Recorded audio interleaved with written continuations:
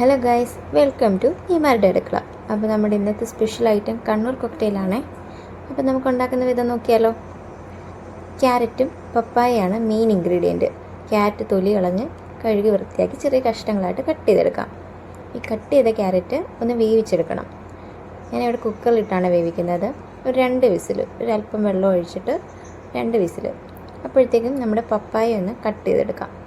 വേവിച്ച ക്യാരറ്റ് വെള്ളം കളഞ്ഞ് ഒരു മിക്സിയിൽ ജാറിലിടുക. പപ്പായ ഇടുക, മിൽക്ക് മെയ്ഡ്, പാല്, ഐസ്ക്രീം ഇവയെല്ലാം ചേർത്തിട്ട് നന്നായിട്ട് പേസ്റ്റ് രൂപത്തിൽ അരിഞ്ഞ് കിട്ടണം. ഇത്രയേ ഉള്ളൂ, സിമ്പിൾ. നമ്മുടെ അരച്ച് കഴിയുമ്പോഴത്തേക്ക് നമ്മുടെ പകുതി പണി തീർന്നു. ഇനി നമ്മുടെ ഡെക്കറേഷനാണേ.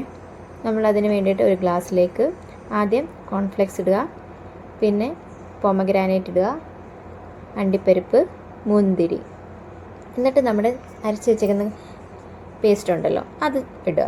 ഒരു 3/4% ഇട്ട് കഴിഞ്ഞിട്ട് അതിൻ്റെ മുകളിലോട്ട് നമ്മുടെ ഒരു സ്പൂൺ ഐസ്ക്രീം ഗാർണിഷ് ചെയ്യാൻ വേണ്ടി അതിൻ്റെ കുറച്ച് മുകളിൽ വീണ്ടും കോൺഫ്ലെക്സ്, പൊമഗ്രാനൈറ്റ്, നമ്മുടെ മാതളം, അണ്ടിപ്പരിപ്പ്, മുന്തിരി എല്ലാം ഇട്ടിട്ട് ഇത്രയേ ഉള്ളൂ. സിമ്പിളാണ്, ഹെൽത്തിയാണ്.